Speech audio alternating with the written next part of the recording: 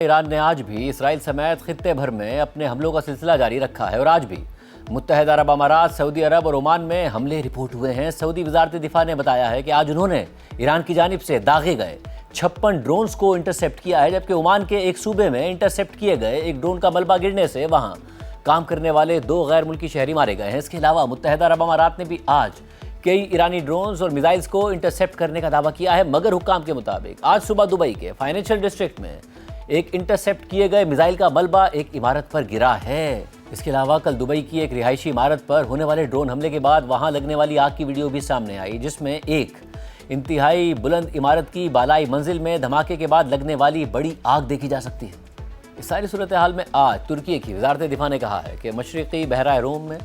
تعینات نیٹو کے فضائی دفاعی نظام نے ایران کی جانب سے ترک فضائی حدود کی طرف داغا گیا ایک اور بیلسٹک میزائل تباہ کر دیا ہے۔ ترک وزارت دفاع نے مزید کہا ہے کہ اس واقعے کے تمام پہلوؤں کو واضح کرنے کے لیے ایران سے رابطہ کیا جا رہا ہے۔ واضح رہے کہ ایران کے خلاف جنگ شروع ہونے کے بعد ایران کی جانب سے ترکی کی طرف داغا گیا یہ تیسرا میزائل ہے اور یہ تینوں میزائل نیٹو کے فضائی دفاعی نظام نے انٹرسیپٹ کیے ہیں، تاہم ایران ان حملوں سے انکار کرتا ہے۔ اس کے علاوہ آج شمالی عراق کے علاقے مخمور میں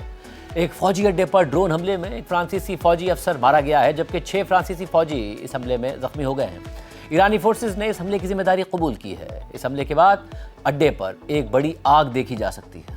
فرانسیسی صدر میکرون نے اس حملے میں فرانسیسی فوجی کی ہلاکت کی تصدیق کرتے ہوئے حملے کی مذمت کی ہے اور اسے ناقابل قبول قرار دیا ہے۔ اس کے علاوہ خطے میں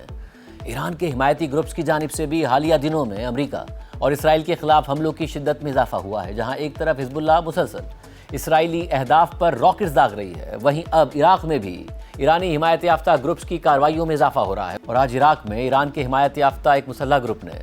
عراق کے مختلف علاقوں میں امریکی فوجی اڈوں پر 6 مربوط حملوں کا دعویٰ کیا ہے، جبکہ اسلامک ریزسٹنس نامی ایک اور گروپ نے عراق میں ایک امریکی طیارے کو مار گرانے کا دعویٰ کیا اور کہا ہے کہ انہوں نے مغربی عراق میں امریکہ کا ایک KC-135 ری فیولنگ طیارہ مار گرایا ہے جو جنگی طیاروں کو ایندھن فراہم کرتا ہے۔ اہم بات یہ ہے کہ امریکہ نے بھی عراق میں اپنا ایک طیارہ گرنے کی تصدیق کی ہے اور بتایا ہے کہ اس طیارے میں سوار عملے کے تمام